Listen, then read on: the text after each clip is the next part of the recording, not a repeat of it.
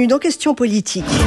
C'est la bonne nouvelle du petit matin. Camilo Castro, ce ressortissant français que le Venezuela détenait depuis 4 mois, se trouve dans un avion en route vers la France. Déjà mercredi, le pays s'était réjoui de la libération de l'écrivain franco-algérien Boualem Sansal. D'autres restent derrière des barreaux. On pense à Christophe Glaise ou en semi-liberté comme en Iran, Cécile Kohler et Jacques Paris. Chacune de ces destinées raconte une histoire intime, un rapport de force géopolitique et puis à bas bruit, la diplomatie qui s'active. Même lorsque les armes parlent, les mots peuvent être puissants. Jusqu'où le président ukrainien est attendu demain à Paris. Que se diront Volodymyr Zelensky et Emmanuel Macron? On va poser la question à notre invité, le ministre de l'Europe et des Affaires étrangères et vice-président du MoDem, Jean-Noël Barrot. Il est en direct sur France Inter, France Info, le canal 16 de la télé. Et c'est une émission en partenariat avec le journal Le Monde. Nous sommes ensemble jusqu'à 13h. France Inter. Questions politiques. Alexandra Ben Saïd. Mais avant de débuter cette grande interview, revenons sur l'émission de dimanche dernier. De nombreux auditeurs nous ont écrit au sujet d'une séquence de quelques minutes durant cette heure de programme. Elle concernait le nouveau maire de New York, Zoran Mamdani, et ses positions sur le 7 octobre, l'intifada et l'agence de l'ONU pour les réfugiés palestiniens. Dès mardi, nous avons apporté des précisions, des corrections. Vous les trouverez sur notre site. La rigueur de l'information est notre valeur cardinale. Question politique reste le premier rendez-vous politique du dimanche en radio et de loin. Ça, ce sont les derniers chiffres Médiamétrie. Merci à vous. Votre confiance nous honore, elle nous oblige aussi. Un mot, Alix Bouillaguet. Oui, lors de l'interview, il y a effectivement eu des formules imprécises et parfois inexactes. Si j'ai pu heurter les auditeurs et les téléspectateurs, je m'en excuse, mais il n'y a eu de ma part aucune intention partisane, aucune volonté de déformer les faits sur des questions qui sont effectivement extrêmement complexes. Et pour clore cette mise au point, j'ajoute que le harcèlement en ligne est inacceptable. Il est aussi puni par la loi. À présent, il est 12h et presque 7 minutes. J'accueille notre invité. Bonjour et bienvenue, Jean-Noël Barrot. Bonjour. Merci d'avoir accepté notre invitation. À mes côtés pour vous interviewer, Alix Bouillaguet de France Télévisions. Alix, qui fera votre portrait? Quel homme derrière le politique? Eh bien, un homme biberonné à la politique depuis qu'il est né. Un homme peut-être dans les pas de son père. Et Abel Mestre du journal Le Monde est également en plateau. Abel, avec vous, on va se projeter comme d'habitude vers 2027. Ça sera vers 12h50. Quelle question vous occupe ce dimanche? Ce sera la question européenne, grande absente des débats depuis plusieurs années en France. Mais tout de suite, Jean-Noël Barrot, si vous voulez bien, 5 minutes entre 4 yeux. L'actualité ce matin, c'est donc la libération de Camilo Castro. Ce Français qui était détenu au Venezuela, il avait disparu en juin au poste frontière entre la Colombie et le Venezuela. 4 mois de détention. Quand arrivera-t-il sur le sol français et qu'est-ce qui est prévu dans les heures qui suivent pour ce Toulousain? Il arrivera dans quelques heures. Il retrouvera sa famille et les équipes du ministère des Affaires étrangères seront à ses côtés pour lui apporter tout le soutien nécessaire dans les premières heures. Après que notre ambassade l'ait accueilli hier pour qu'il soit en sécurité et ait pu passer déjà quelques heures pour l'entourer après une épreuve difficile, celle qu'il a traversée.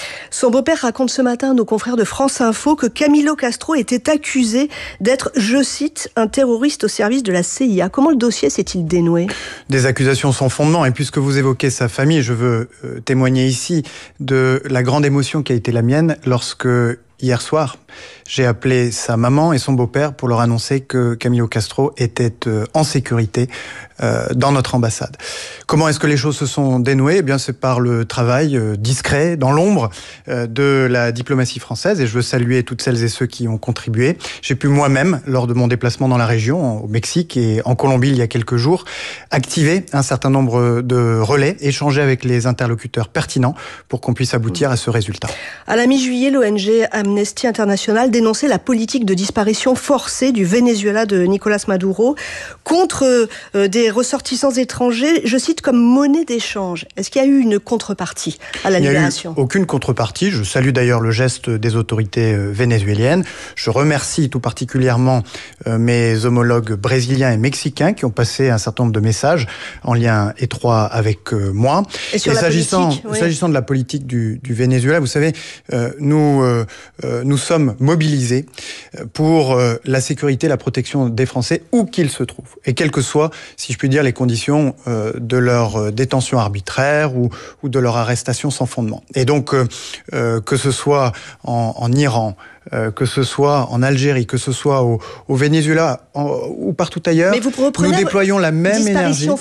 Politique de disparition forcée, c'est quelque chose que le ministre des Affaires étrangères français reprend ? Ce que je relève, c'est qu'en moins de 10 jours, nous avons ramené, si je puis dire, 4 de nos ressortissants hors de la détention et que c'est pour nous un motif de satisfaction très important. Parlons des otages, des ex-otages, Cécile Kohler et Jacques Paris en Iran. En effet, ils sont sortis de prison, mais ils se trouvent aujourd'hui, on pourrait dire, en semi-liberté à l'ambassade de France à Téhéran.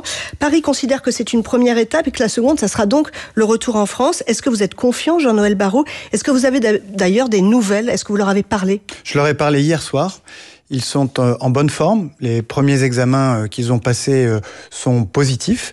Évidemment, il ne faut pas méconnaître l'impact que peut avoir une période de captivité prolongée, plus de 3 ans, pour eux, dans des conditions extrêmement difficiles. C'est pourquoi nous restons très attentifs à leur bien-être, à leur confort. Ils sont entourés par l'équipe de l'ambassade qui veille à ce qu'ils ne manquent absolument de rien. Et parallèlement, et bien évidemment, nous poursuivons le travail, celui qui nous a permis d'aboutir à cette première étape, leur sortie de prison, pour aller jusqu'au terme de cet effort, c'est-à-dire leur libération définitive. Mais notre travail... Le travail des diplomates ne s'arrêtera pas là, puisque leur calvaire, en quelque sorte, va se poursuivre au-delà de leur libération définitive, puisque vous savez, se réinsérer après des périodes de détention prolongées dans des conditions très difficiles, ça suppose d'avoir un petit peu de soutien. Et c'est aussi la mission du Quai d'Orsay d'accompagner nos compatriotes lorsqu'ils reviennent et qu'ils se réacclimatent ou se réhabituent en quelque sorte à une vie normale au moment où ils essayent de se reconstruire. Je comprends, mais au sujet de la possibilité de quitter, parce que pour l'instant, ils ne peuvent pas ou peuvent-ils quitter l'ambassade à Téhéran ? Ils ne peuvent pas quitter l'ambassade ? Ils sont aujourd'hui en sécurité à l'ambassade. Ils ne peuvent pas quitter l'Iran. Ils ne peuvent pas encore rentrer dans notre pays. Mais c'est évidemment, ils le disent eux-mêmes, un changement radical dans leur vie quotidienne. Ils ont pu retrouver la liberté de contacter leurs proches. Ils ont pu échanger enfin de manière totalement libre, sans surveillance avec leur famille. Ils retrouvent les plaisirs simples, la lecture, le fait de dormir dans un lit, le fait de pouvoir partager un repas ensemble. Jean-Noël Barrot. Toutes ces choses-là qui font le sel de la vie, nous veillons à l'ambassade de France à Téhéran, à ce qu'ils puissent se les réapproprier. Encore une question quand même pour comprendre à quoi tient leur retour dans l'Hexagone. Quelques jours avant la libération de ces 2 Français, une détenue de nationalité iranienne qui réside en France a obtenu sa libération sous contrôle.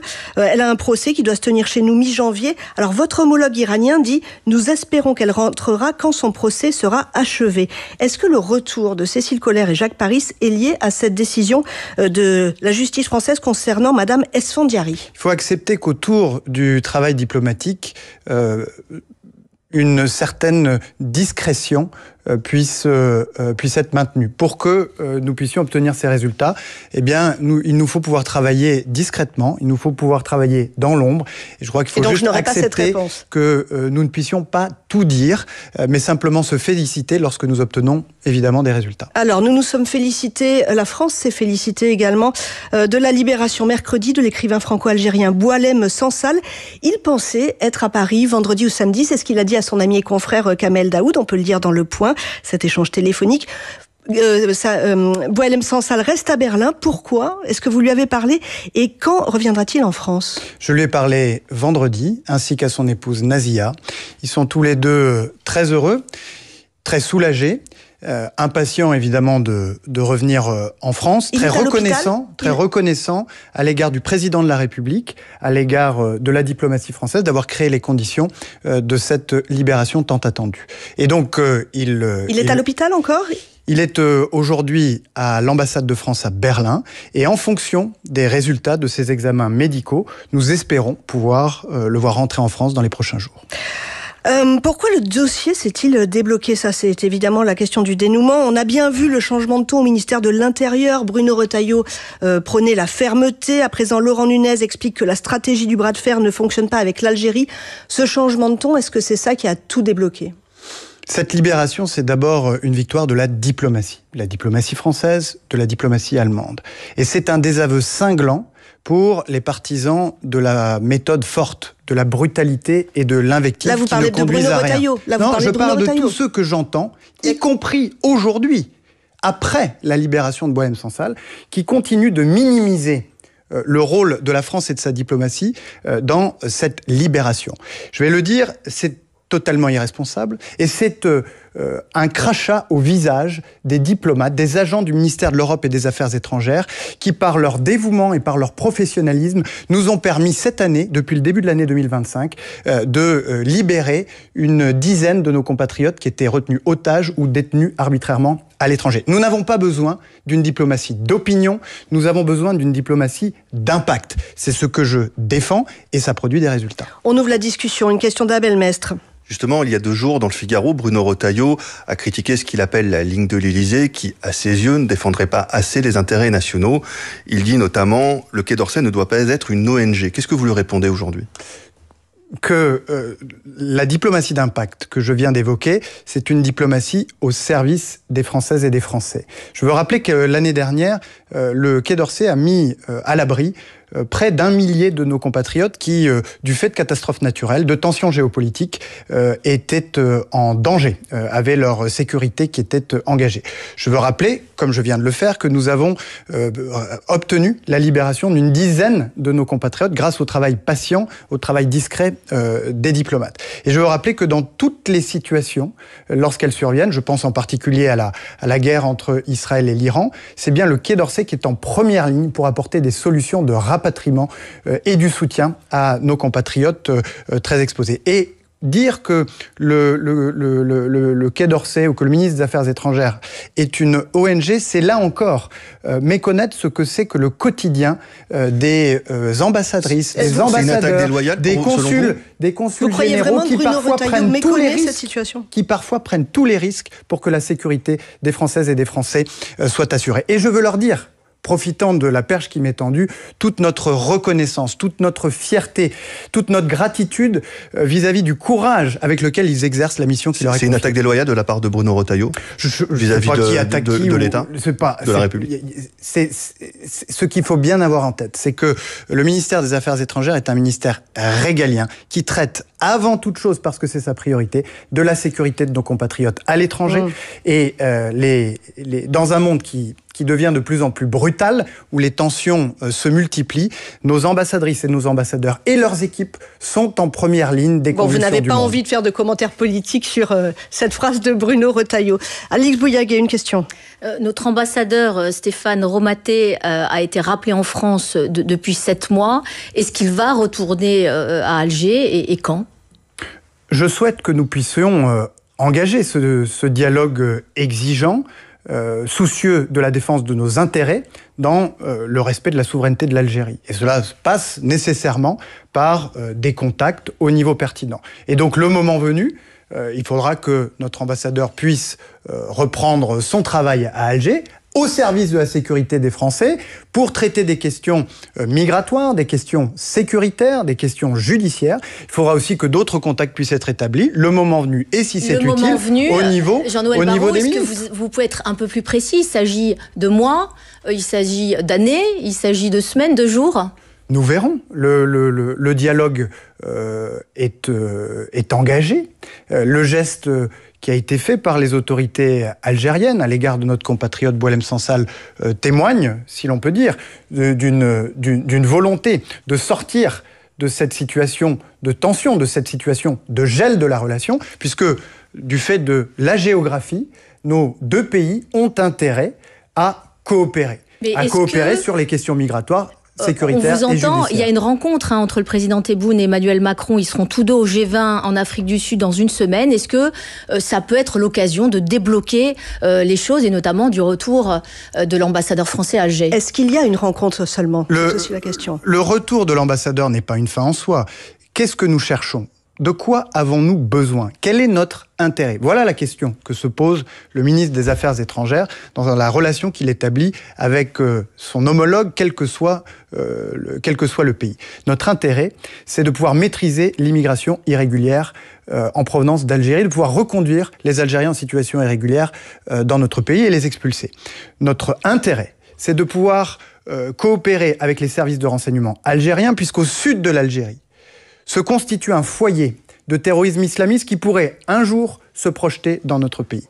Et puis c'est évidemment la question judiciaire qui est essentielle pour la défense de nos intérêts. C'est ce que va dire Emmanuel Macron au président Tebboune. Le reste, c'est de la méthode. Le reste, c'est de la méthode diplomatique avec des contacts au niveau pertinent, lorsque nous le jugeons pertinent, entre les chefs d'État et de gouvernement, entre les ministres, entre les ambassadeurs. Est-ce que vous souhaitez que le président Macron rencontre le président Tebboune au G20 ? Est-ce que c'est en discussion ? Ça n'est pas une fin en soi. Ce qui est une fin en soi, c'est l'intérêt des Françaises et des Français. Et Laurent Nunez qui pourrait aller assez rapidement en Algérie, à Alger. Est-ce que vous espérez que cette visite se fasse vite ? En fait, la question de fond, c'est est-ce que vous pensez que la relation franco-algérienne, elle peut se renouer rapidement ? De la même manière que un contact entre le président de la République et le président algérien pourra être utile au moment où elle se tiendra, elle pourra l'être aussi au niveau des ministres de l'Intérieur, et des ministres des Affaires étrangères également, mais il faut mesurer que ces rencontres s'inscrivent dans un processus qui nous conduise à défendre nos intérêts, à obtenir les concessions que nous recherchons. Et auprès de la votre partie dossier algérienne. prioritaire, Jean-Noël Barrot, est-ce que c'est les OQTF ? Je crois, je parle sous votre contrôle, qu'il y a 40% de ressortissants algériens dans nos centres de rétention. Nous avons un compatriote, Christophe Glaise, qui a été condamné à une très lourde peine et dont nous espérons la libération prochaine. Nous avons des Algériens en situation irrégulière en France que nous voulons expulser vers l'Algérie, comme nous avons pu le faire par le passé. En 2024, nous avons obtenu des chiffres très significatifs en matière de reconduite à la frontière d'Algériens en situation irrégulière. Et puis, je le disais, cette coopération en matière de renseignement essentielle pour prémunir la France contre le risque terroriste. Justement, vous parliez à l'instant du journaliste Christophe Glaise. Il est toujours incarcéré en Algérie pour des motifs que Paris qualifie de fallacieux. On sait que son procès en appel est programmé le 3 décembre. Qu'est-ce que vous attendez ? Est-ce qu'on peut espérer sa libération et à quelles conditions ? Nous l'espérons vivement et nous travaillons en ce sens. Et une nouvelle fois, je ne vais pas ici briser la discrétion qui entoure ce type de discussion pour préserver les chances d'une libération prochaine. À la frontière sud de l'Algérie, Jean-Noël Barrot, sur plus de 1300 km, il y a le Mali où la situation continue apparemment de se dégrader. Une junte est au pouvoir, des djihadistes veulent installer un califat. Abel Mestre, une question. Oui, cette situation vous inquiète, vous en parliez tout à l'heure. Le Quai d'Orsay a recommandé aux Français de quitter temporairement le pays. Est-ce que vous avez envisagé un rapatriement de nos compatriotes ? Nous suivons la situation d'heure en heure et vous l'avez dit, la situation s'est dégradée. Cela fait quelques mois que des groupes terroristes ont pris, je dirais, dans leur contrôle le nord du pays et que depuis quelques semaines, ils sont descendus vers le sud pour entourer la capitale et installer un blocus énergétique. Une situation préoccupante, ce qui nous a conduit, il y a quelques jours, à inviter nos compatriotes à quitter temporairement le pays, en espérant bien sûr que la situation puisse revenir à la normale, si je puis dire, et qu'ils puissent donc reprendre le cours normal de leur vie. En 2014, François Hollande déclenchait l'opération Barkhane au Mali. En 2022, c'est Emmanuel Macron qui mettait fin et qui retirait les troupes françaises du territoire. Est-ce que le président de la République n'aurait pas dû finalement maintenir ses troupes, cette présence militaire, quoi qu'il en coûte, au Mali ? Je crois que ce n'était pas tout à fait le souhait des autorités du pays en question.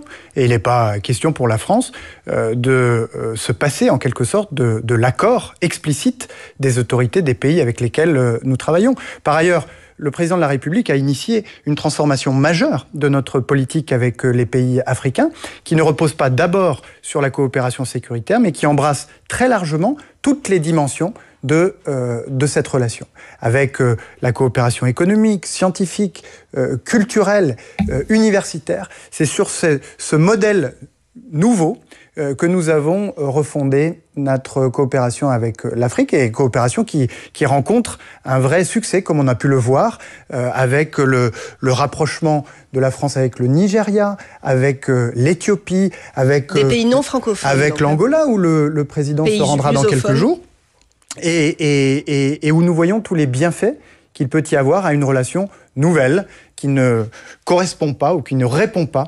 au prisme de la relation ancienne de la France avec l'Afrique. Autre sujet brûlant, l'Ukraine. Je vous ramène sur le continent européen, Jean-Noël Barrot. Le président ukrainien rencontre Emmanuel Macron demain à Paris. Pour l'heure, il est en Grèce. Il fait une tournée. Cette visite, elle survient à un moment critique pour plusieurs raisons. Et déjà sur le front militaire, la résistance des soldats ukrainiens semble très affaiblie dans la ville de Pokrovsk. Est-ce que c'est le front Est, c'est ce qu'on appelle le verrou du Donbass. Est-ce qu'à votre connaissance, il est sur le point de tomber aux mains des Russes ? Vous savez, ça fait 1 an maintenant qu'on nous annonce la chute de Pokrovsk.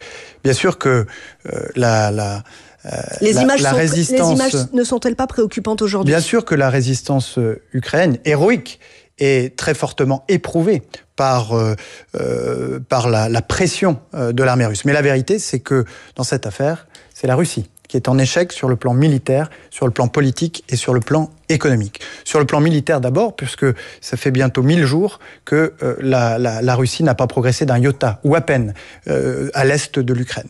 Et qu'elle dissimule cet échec militaire en pilonnant, sans aucune réserve et limite, les villes de l'arrière de milliers de drones et de centaines de missiles.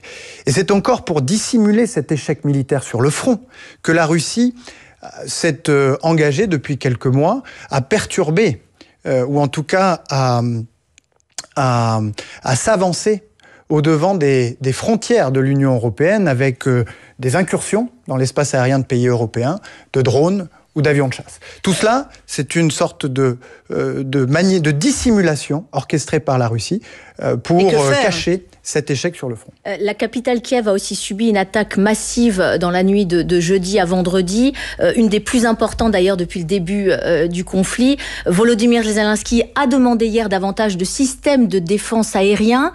Est-ce que c'est ce qu'il vient chercher à Paris ? Est-ce qu'on peut lui donner ? Car on voit bien qu'effectivement aujourd'hui le problème ce sont les drones, vous en parliez, c'est une guerre de drones.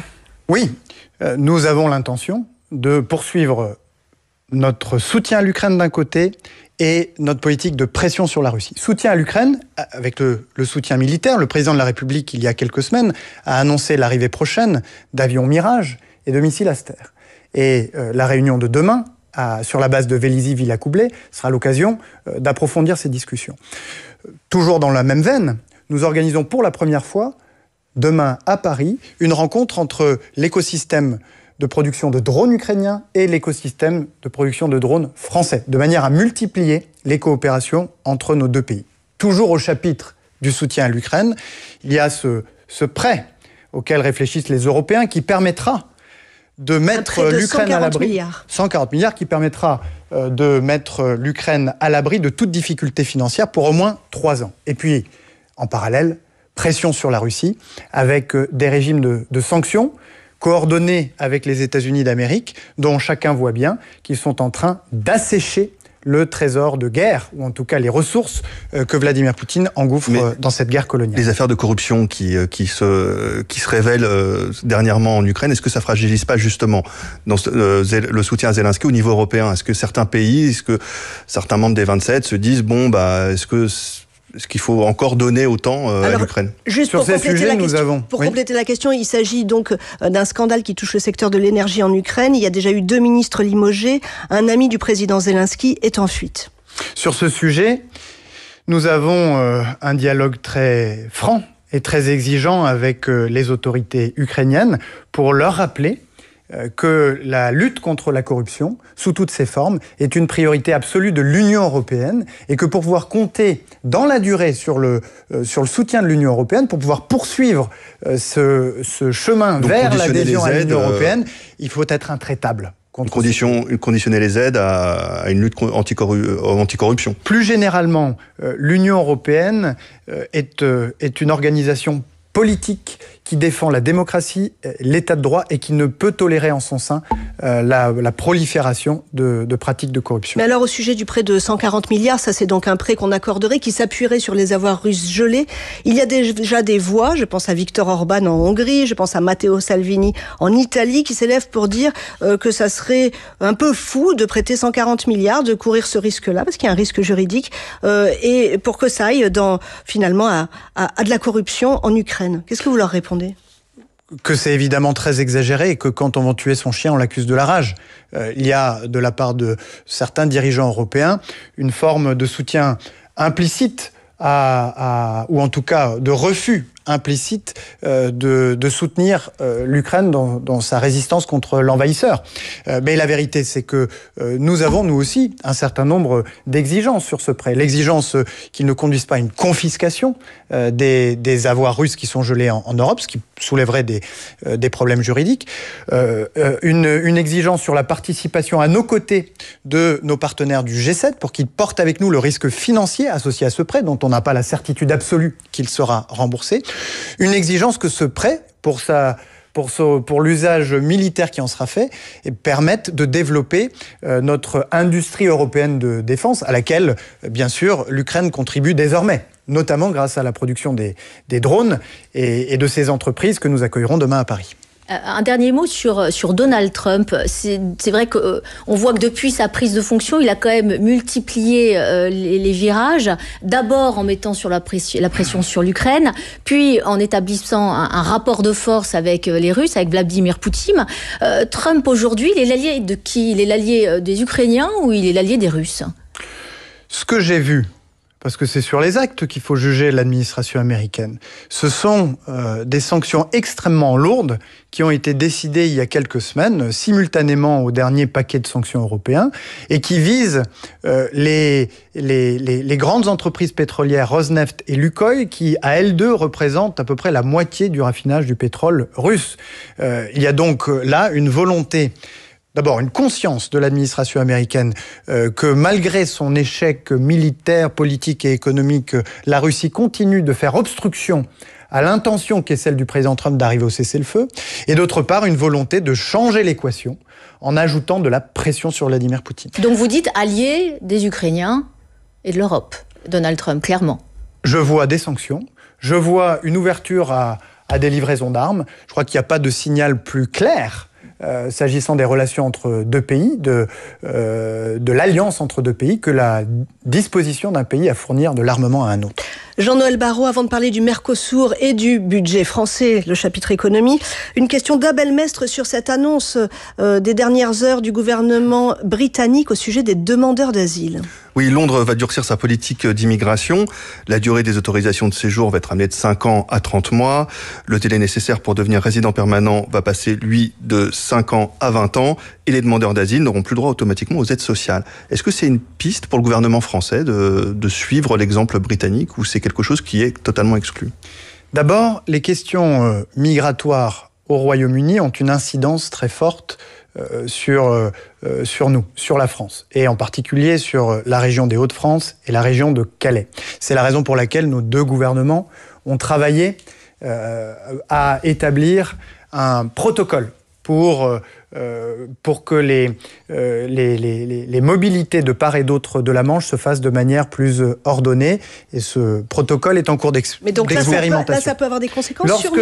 Lorsque nous avons, avec le président de la République, échangé à ce sujet avec les autorités du pays, à l'occasion de la visite d'État du président à l'été dernier, nous avons été clairs sur 2 points. Le premier, c'est que cette question est une question européenne, parce qu'elle a des ramifications qui vont au-delà de la relation entre le Royaume-Uni et la France. Notamment parce que les groupes, les trafiquants, les passeurs qui organisent ces migrations irrégulières ont une dimension transeuropéenne. Deuxième élément important, nous avons indiqué au Royaume-Uni qu'il était nécessaire qu'il rapproche certaines des conditions de l'accueil qu'ils font aux immigrés des standards européens. Parce qu'il y avait mais plus simplement, Jean-Noël Barrot, simplement, est-ce que cette annonce qui durcit considérablement la situation des demandeurs d'asile elle répond au Royaume-Uni, elle répond en tout cas à une expression qui avait été faite par les autorités françaises consistant à dire, en quelque sorte, aux autorités britanniques, vous ne résoudrez pas le problème. Donc c'est pas seulement électoraliste pour contrer l'extrême droite. Je vous parle du point de vue français. Nous avons dit, si autant de réfugiés, de demandeurs d'asile vont se fixer à Calais en espérant désespérément traverser la Manche au péril de leur vie pour entrer au Royaume-Uni, c'est notamment parce que les conditions d'accueil sont plus permissives qu'elles ne le sont ailleurs. Vous l'approuvez. En réalité, vous l'approuvez. Je ne vais pas regarder le détail du plan. Je ne suis pas étonné que le gouvernement britannique prenne ces mesures, en tout cas, ou prenne des mesures pour durcir en quelque sorte les conditions d'accueil, parce que c'est aussi ce que les pays européens avaient exprimé comme attente vis-à-vis du gouvernement britannique. On parle du Mercosur, si vous le voulez bien, l'accord commercial qui continue d'avancer. Et alors, on n'est pas tout à fait certain d'avoir bien compris la position de la France. Pourtant, elle est simple et elle n'a pas changé. On va écouter deux sons. Tout d'abord, le 7 novembre, au Brésil, à Belém, c'est le chef de l'État français. Les échanges que j'ai pu avoir et avec le président Lula et avec le président Milei par téléphone et avec la présidente von der Leyen, je suis plutôt positif. Mais je reste vigilant parce que je défends aussi les intérêts de la France. 6 jours plus tard, le président de la République, Emmanuel Macron, est à Toulouse. Il est face à des agriculteurs qui sont sous tension. Il est accompagné de la ministre de l'Agriculture, Annie Genevard. Sur le Mercosur, le président de la République a été extrêmement clair pour dire que le projet d'accord tel qu'il existe aujourd'hui recueillera un non très ferme de la France. La France ne peut pas valider à ce stade le projet d'accord avec les pays du Mercosur parce que ce projet d'accord ne protège pas les intérêts de nos agriculteurs. Donc Jean-Noël Barrot, c'est plutôt positif, mais c'est un non très ferme. Ça veut dire quoi? C'est oui ou c'est non? À ce stade, nous ne pouvons accepter l'accord, puisque nous avons été très clairs sur les conditions auxquelles nous pourrions l'accepter et que ces conditions ne sont pas encore tout à fait réunies. Quelles sont ces conditions? La première, c'est une clause de sauvegarde qui permettrait en quelque sorte de suspendre les effets de l'accord si un secteur dans un pays, le nôtre, venait à être profondément déstabilisé par les importations en provenance du Mercosur. Deuxième exigence, c'est celle d'avoir, de la part de la Commission européenne, des clauses miroirs, c'est-à-dire que les obligations qui s'appliquent à nos agriculteurs puissent s'appliquer aux agriculteurs qui soient du Mercosur ou d'ailleurs. Troisième exigence, celle que la frontière soit bien gardée, c'est-à-dire que des contrôles phytosanitaires et sanitaires puissent être réalisés par les services de douane. Pourquoi? Je me permets simplement de réconcilier un tout petit peu les deux. Pourquoi le président de la République a-t-il dit qu'il était plutôt positif? Parce que là où, pendant des mois, on nous a dit vos conditions, vous ne les aurez jamais. Eh bien, nous avons, au début du mois d'octobre, enfin obtenu une première ouverture de la Commission européenne qui a dit cette clause de sauvegarde, justement, eh bien, je vais réfléchir à vous la proposer. Qui ne semble pas rassurer les agriculteurs français. Mais si on est extrêmement pragmatique, on entend les exigences de la France, effectivement, qui sont répétées depuis des années. Mais sauf que la France, concrètement, elle n'a pas réussi à trouver la minorité de blocage. C'est-à-dire, je rappelle ce que c'est pour nos auditeurs et téléspectateurs, au moins 4 États représentant au moins 35% de la population de l'Union européenne. Ça veut dire que selon toute vraisemblance, eh bien, le Conseil européen du 18 décembre prochain devrait ratifier le Mercosur. Je constate que la France a obtenu, grâce au soutien d'un certain nombre de pays qui sont farouchement opposés, eux aussi, à une signature en l'état de l'accord. Nous avons obtenu une ouverture de la Commission européenne sur laquelle nous travaillons aujourd'hui. Je constate aussi que le Parlement européen, qui sera lui aussi consulté sur l'accord, a exprimé des réserves. Et tout cela conduit la Commission européenne à remettre l'ouvrage sur le métier pour répondre aux attentes qui sont les nôtres. Et nous allons continuer à exercer une pression très forte sur la Commission pour que nos conditions soient satisfaites. Jean-Noël Barrot, en France, à suivre aussi le dossier du budget, toujours en discussion au Parlement. Ce totem du second quinquennat qui est tombé, la réforme des retraites a été suspendue. Abel Mestre, première question sur le budget. Oui, ce matin dans le Parisien, la ministre des Comptes publics, Amélie de Montchalin, semblait dire que la trajectoire de réduction des déficits allait être difficile à tenir et évoquait le non dégel des pensions de retraite pour l'ensemble des pensionnés. Est-ce que vous allez faire payer les retraités les plus riches? Est-ce que c'est ça l'idée? Alors, je ne sais pas qui est le vous, puisque vous aurez constaté... Le gouvernement. Mais le gouvernement, vous l'aurez constaté, le Premier ministre a décidé de renoncer à l'usage du 49.3. Et ce faisant, il a invité le Parlement à se saisir pleinement de cette responsabilité qui est de donner un budget à la France. Je suis désolé. Et qu'est-ce qu'on observe? Qu'est-ce qu'on observe à l'Assemblée nationale? On a observé une révolution copernicienne.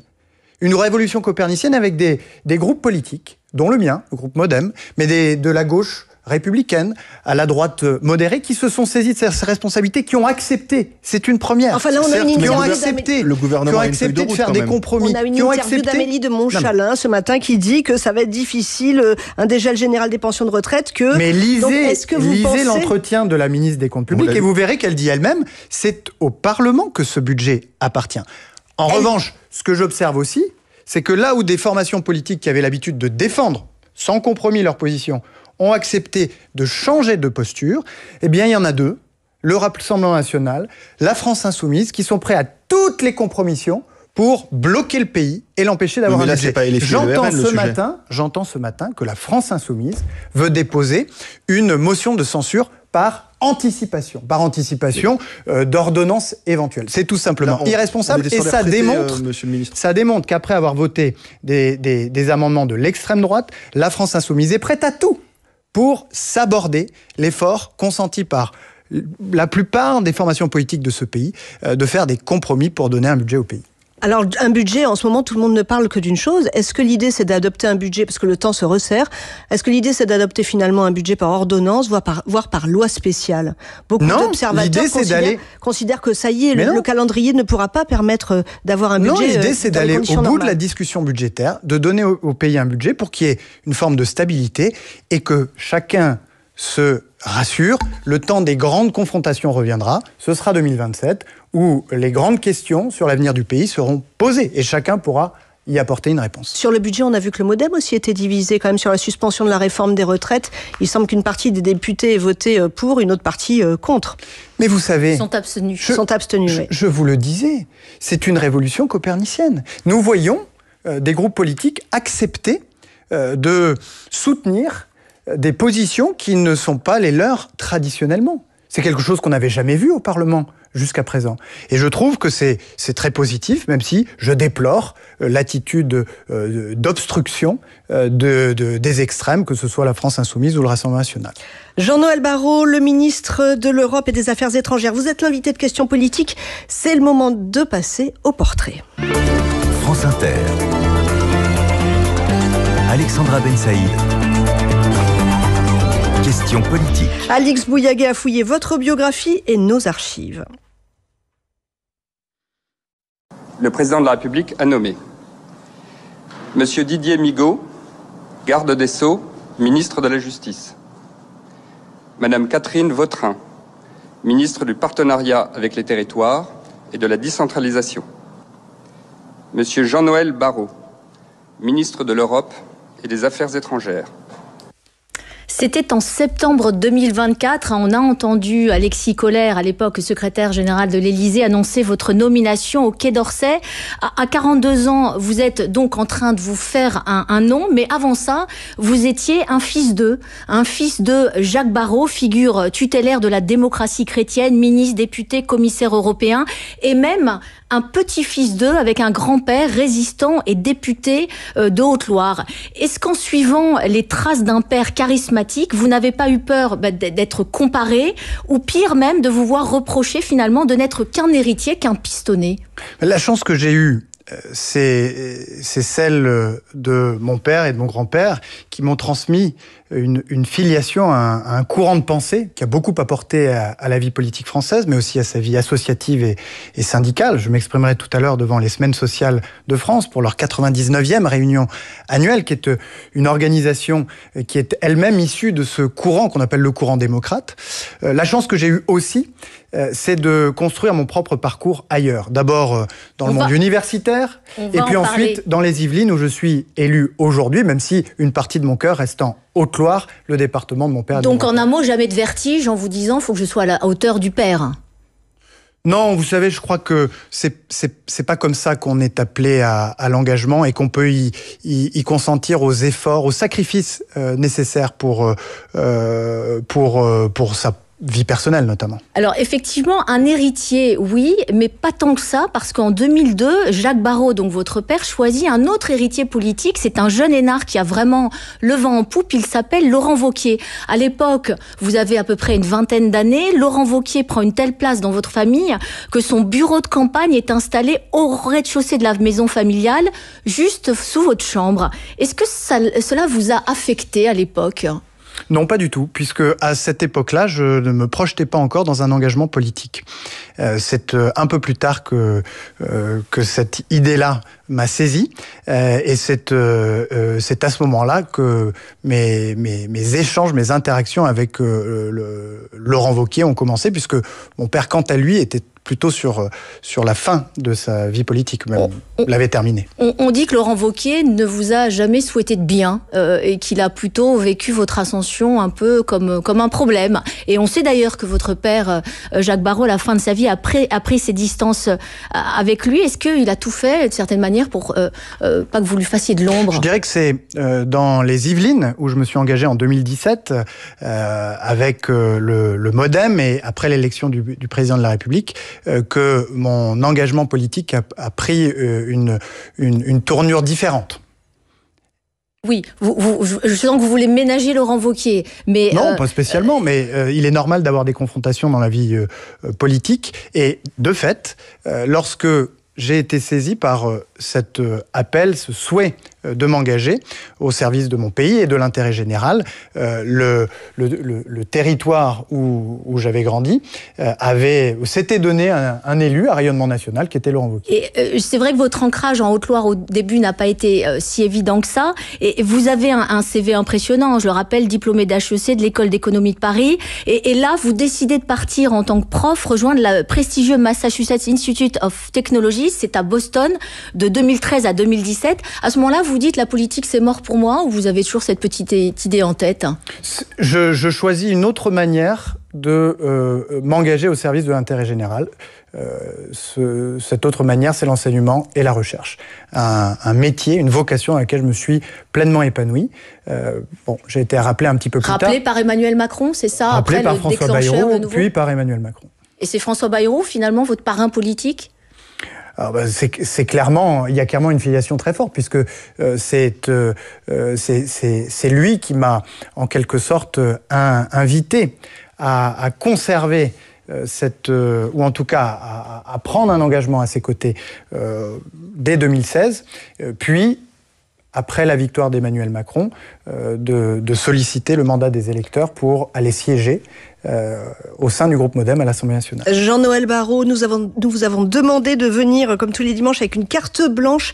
La vôtre, c'est l'enjeu mondial de la lutte contre le narcotrafic, qui est tristement d'actualité. On a par exemple cet adolescent de 12 ans grièvement blessé par balle sur un point de deal à Grenoble. Son pronostic vital est engagé. On a eu aussi cette semaine l'assassinat du frère d'un militant engagé contre les narcotrafiquants. Ça, c'est à Marseille. Le ministre de la Justice, Gérald Darmanin, parle d'un point de bascule effrayant. Est-ce que vous avez peur pour la France ? Je suis très préoccupé par le déferlement de ces mafias du narcotrafic qui désormais touchent tous les territoires de France.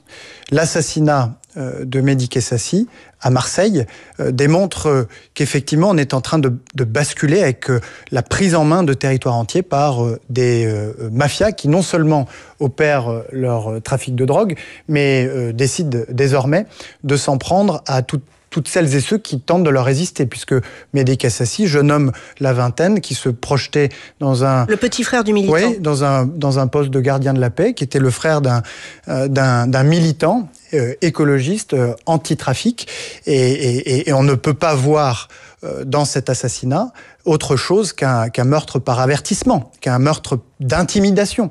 qu'une pratique mafieuse. Et puis cet enfant de 12 ans qui tombe sous les balles des narcotrafiquants à Grenoble. Et c'est ainsi dans de très nombreuses villes et villages de France. Donc c'est un point de bascule. Donc vous êtes d'accord avec votre collègue de la justice, c'est un point de bascule ? Dans les pratiques s'agissant de Mehdi Kessassi, oui, il y a bien une forme de développement mafieux, de métastase en quelque sorte des trafics. Et cette drogue, elle vient de l'extérieur. Qu'est-ce que vous pouvez faire ? Alors d'abord, le gouvernement a réagi puisque nous avons adopté à l'été une loi qui nous dote d'un état-major interministériel de lutte contre le narcotrafic, qui crée un parquet spécialisé, donc un procureur spécialisé. Il y a les travaux menés par Gérald Darmanin pour que des prisons ultra sécurisées empêchent les narcotrafiquants incarcérés de poursuivre leur trafic depuis la prison. Mais il faut bien évidemment éradiquer le mal à la racine. Et pour cela, coopérer avec les pays de production, les pays de transit et les pays de rebond. La Colombie, bien sûr, premier pays producteur de la cocaïne. C'est la raison pour laquelle j'ai passé 3 jours sur place la semaine dernière, à la fois pour constater les résultats excellents de notre coopération actuelle avec les autorités colombiennes. La moitié des saisies de cocaïne. Est-ce qu'on peut dire excellent ? Oui, la moitié des saisies. Le tsunami blanc qui est en train de déferler sur les petites, les moyennes, les très grandes villes. La moitié des saisies de cocaïne en France ont pour origine notre coopération avec les autorités colombiennes. C'est donc un motif de satisfaction. Mais ça n'est pas suffisant, puisque la consommation explose en France et la production en Colombie explose elle aussi. Et donc, il nous faut renforcer nos partenaires. J'ai annoncé la création d'une académie régionale pour former des magistrats, des douaniers, des policiers pour la région. Et il nous faut réprimer et sanctionner les narcotrafiquants. Et c'est pourquoi j'ai proposé la création d'un régime de sanctions européen pour que, où qu'ils se trouvent, nous puissions saisir leurs avoirs, leur interdire toute transaction et leur interdire l'accès au territoire européen. Alors le président américain, lui, il a une autre méthode que la vôtre, Jean-Noël Barrot. Il a envoyé dans les eaux des Caraïbes le plus grand porte-avions du monde, avec 4 escadrilles d'avions de combat, 3 destroyers lance-missiles. Il pilonne des navires soupçonnés de trafic. Il y a eu 80 morts. Est-ce que ça serait pas ça la bonne méthode ? Mais ne croyez pas que les moyens militaires français ne sont pas mobilisés dans la lutte contre les narcotrafics. J'ai été sur le port de Carthagène en Colombie, rencontrer les militaires colombiens qui coopèrent avec nos forces dans les Antilles pour arraisonner par grand nombre les navires qui transportent de la drogue. Nous avons, il y a quelques jours encore, nous avons arraisonné au large de Madère un navire qui transportait une quantité très importante de stupéfiants. Et donc, nous partageons la préoccupation des États-Unis sur le développement au-delà des frontières du narcotrafic. C'est diplomatiquement dit. Et nous leur apportons, enfin en tout cas nous apportons une réponse très forte en musclant notre dispositif dans la région, en renforçant la capacité de nos propres partenaires à lutter contre ces trafics dont ils sont aussi les victimes, et en prenant des mesures fortes au niveau européen pour traquer et sanctionner les narcocriminels. Allez, on avance. Nous voici en 2027 avec la question d'Abel Mestre, la question européenne, Abel. Oui, exactement, Alexandra. Sur la question européenne, c'est un combat qui vous tient à cœur. Alix en parlait tout à l'heure dans son portrait. Pour autant, l'Europe a été la grande absente du débat présidentiel de 2022 et même des européennes de 2024 qui était un enjeu plus national qu'européen.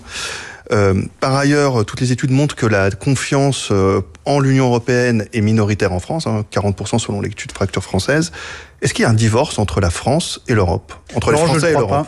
Je ne crois pas, et je ressens, comme citoyen français, l'aspiration à une plus grande souveraineté, une souveraineté qui ne peut se concrétiser qu'au travers d'une Union européenne, d'une Europe plus forte et elle-même plus souveraine. Et je crois que ce sera au cœur de l'élection présidentielle 2027, stop ou encore. Puisque vous avez aujourd'hui un certain nombre de partis extrêmes qui dissimulent leur euroscepticisme parce qu'ils ont compris que ça ne faisait plus recette, mais qui en réalité, dans leurs actes, par leur choix budgétaire, on l'a vu cette semaine lors du débat sur le prélèvement, ou en tout cas sur la contribution de la France au budget européen, vous avez un Rassemblement national qui a bien l'intention, même s'il ne le dit pas, d'en finir avec l'Union européenne. Or, chacun sait bien ici dans notre pays, combien nous bénéficions de l'Union européenne pour nous protéger comme une assurance vie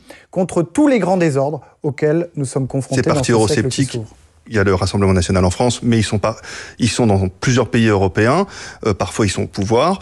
Ils prennent l'Union européenne souvent comme la raison de tous les maux des pays dont ils sont issus. Est-ce que vous entendez malgré tout certaines de leurs critiques ? Est-ce que vous dites que parfois ils ont raison, qu'ils pointent certaines lacunes, une certaine déconnexion des institutions européennes, ou est-ce que vous dites qu'ils ont tort sur toute la ligne ? Alors les lacunes, les imperfections de l'Union européenne, nous les dénonçons, nous qui croyons dans l'Europe, avec beaucoup de force et avec beaucoup de détermination. Et nous voulons, nous voulons faire changer l'Europe.